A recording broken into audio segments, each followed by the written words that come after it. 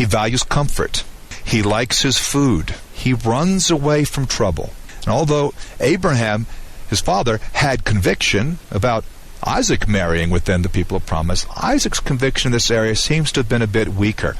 And as he favors his son Esau over Jacob, maybe that explains in part why Esau, as we'll see, marries outside the faith.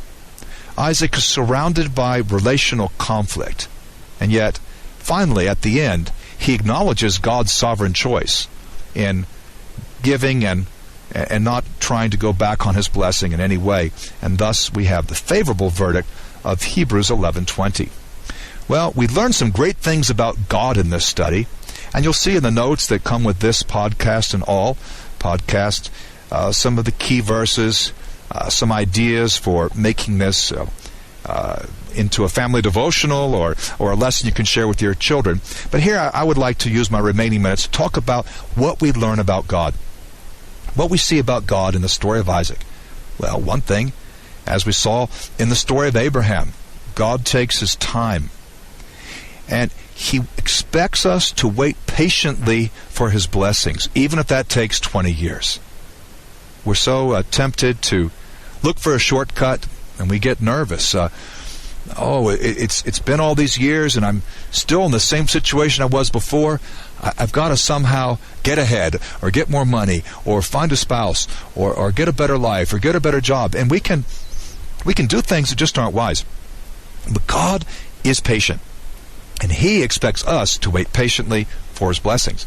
Of course, we also saw that God's plan for marriage is certainly not based on Hollywood principles. God's plan is based on spiritual principles. We've got to take a lesson from Isaac here in Genesis 24 and just trust that if we choose a person based on the heart, on the spirit, not just on the outward personality or appearance, we're going to make a wiser choice. We're going to have an easier time of things. Another thing we see about God is that, well, our judgment as husbands may improve because of our wives. In the case of the marital direction that his son Jacob would take, it was because of Rebekah's insistence and sobering reminder to Isaac that he sent Jacob away. Sometimes we men will act more spiritually, or even become more spiritual, not necessarily acting, because of our wives. And that's just one of many illustrations of how he who finds a wife finds a good thing, finds favor from the Lord, as the Proverbs say. And one other thing, God's purposes prevail.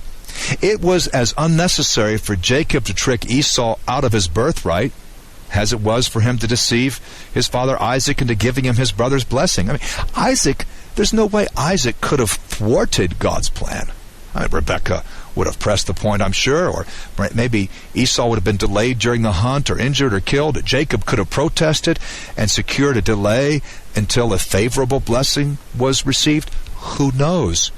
But when God's word is clear, we don't need to resort to manipulation and conniving and deceit to get our way. We just got to trust him. He'll take care of us.